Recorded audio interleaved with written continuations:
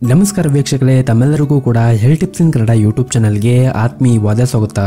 ವೀಕ್ಷಕರೇ, ಒಮ್ಮೆ ನೀವು ಉತ್ತರ ಕರ್ನಾಟಕದ ಭಾಗದ ಮಕ್ಕಳ ಎದುರು ಈ ಕವಳಿ ಹಣ್ಣಿನ ಹೆಸರು ಹೇಳಿ ನೋಡಿ. ಅವರ ಬಾಯಲ್ಲಿ ಅವರಿಗೆ ಅರಿವಿಲ್ಲದಂತೆ ನೀರು ಬರುತ್ತದೆ.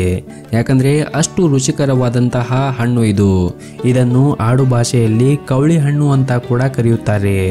ನಿಮ್ಮ ಊರಿನಲ್ಲಿ ಈ ಹಣ್ಣಿಗೆ ಏನಂತ ಹೆಸರನ್ನು ಕರೆಯುತ್ತೀರಿ ಅಂತ ಕಮೆಂಟ್ ಮಾಡಿ ತಿಳಿಸಿ. ಇನ್ನು ವೀಕ್ಷಕರೇ, ವರ್ಷ ಪೂರ್ತಿ ಹಸಿರಿನಿಂದ ತುಂಬಿರುವ ಈ ಸಸ್ಯ ಜೂನ್ ಹಾಗೂ ಜುಲೈ ತಿಂಗಳಿನಲ್ಲಿ ಮಲ್ಲಿಗೆ ಹೂವನ್ನು ಹೋಲುವ ಹೂಗಳನ್ನು ಬಿಡುತ್ತದೆ. ಮೇ ತಿಂಗಳಿನಿಂದ ಆಗಸ್ಟ್ ತಿಂಗಳವರೆಗೂ ಈ ಹಣ್ಣು ಸವಿಯಲು ಸಿಗುತ್ತದೆ. ಕಾಯಿ ಇದ್ದಾಗ ಹಸಿರಿದ್ದು ಹಣ್ಣಾದಾಗ ಕಪ್ಪು ಬಣ್ಣಕ್ಕೆ ತಿರುಗುತ್ತದೆ. ಹೂವಾಗಲಿ ಕಾಯಾಗಲಿ ಬಿಳಿ ಮೇಣದಂತೆ ದ್ರವ ಈ ಹಣ್ಣಿನ ಮೇಲೆ ಸುಳಿಯುತ್ತಾ ಇರುತ್ತದೆ. ಈ ಹಣ್ಣಿನ ಮೇಲೆ ಸ್ವಲ್ಪ ಉಪ್ಪನ್ನು ಹಾಕಿ ತಿಂದರೆ ಇದರ ರುಚಿ ಇನ್ನೂ ಹೆಚ್ಚಾಗುತ್ತದೆ.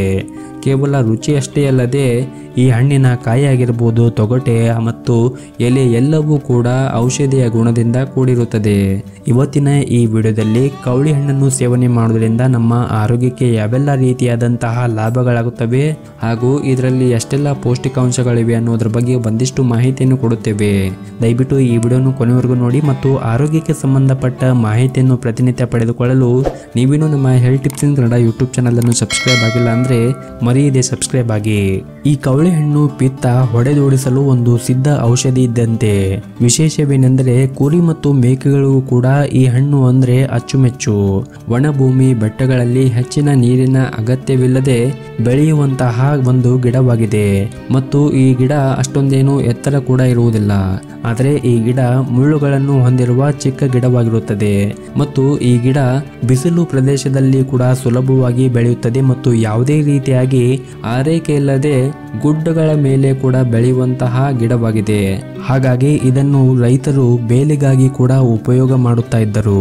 ಇನ್ನು ಈ ಹಣ್ಣಿನಲ್ಲಿ ಉತ್ತಮವಾದ ವಿಟಮಿನ್ ಸಿ ಇರುವುದರಿಂದ ನಮ್ಮ ಆರೋಗ್ಯಕ್ಕೂ ಕೂಡ ಒಳ್ಳೆಯದು.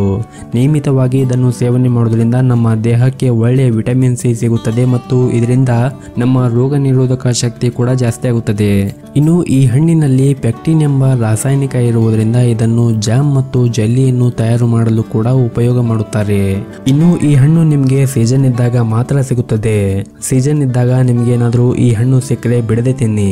ಯಾಕಂದ್ರೆ ಇದರಲ್ಲಿ ಸೈಟ್ರಿಕ್ ಅಂಶ ಹೆಚ್ಚು ಇರುವುದರಿಂದ ಮಲಬದ್ಧತೆ ಸೇರಿದಂತೆ ಹೊಟ್ಟೆಗೆ ಸಂಬಂಧಪಟ್ಟ ಹಲವಾರು ರೀತಿಯಾದಂತಹ ಸಮಸ್ಯೆಗಳಿಗೂ ಕೂಡ ಇದು ಔಷಧಿಯಾಗಿ ಕೆಲಸ ಮಾಡುತ್ತದೆ. ಜೊತೆಗೆ ಇದನ್ನು ನೀವು ಸೇವನೆ ಮಾಡೋದ್ರಿಂದ ಆಯಾ ಸೀಸನ್ ನಲ್ಲಿ ಬರುವಂತಹ ಅಂದ್ರೆ ಚಳಿಗಾಲದಲ್ಲಿ ಜ್ವರ ಮತ್ತು ಕೆಮ್ಮು, ನೆಗಡಿ ಈ ರೀತಿಯಾದಂತಹ ಕಾಯಿಲೆಗಳು ಬರುತ್ತವೆ. ಇವುಗಳನ್ನು ತಡೆಗಟ್ಟಲು ನೀವು ಇಂತಹ ಹಣ್ಣು ಮತ್ತು ಹಂಪಲುಗಳನ್ನು ತಿಂದರೆ ಒಳ್ಳೆಯದು. ನೋಡಿದ್ರಲ್ಲ ವೀಕ್ಷಕರೇ, ಈ ವಿಡಿಯೋದಲ್ಲಿ ತಿಳಿಸುವಂತಹ ಮಾಹಿತಿ ನಿಮಗೆ ಇಷ್ಟವಾದರೆ ಈ ವಿಡಿಯೋಕ್ಕೊಂದು ಲೈಕ್ ನೀಡಿ ಮತ್ತು ಈ ವಿಡಿಯೋನು ನಿಮ್ಮ ವಾಟ್ಸಪ್ ಗ್ರೂಪಿನಲ್ಲಿ ಕೂಡ ಶೇರ್ ಮಾಡಿ.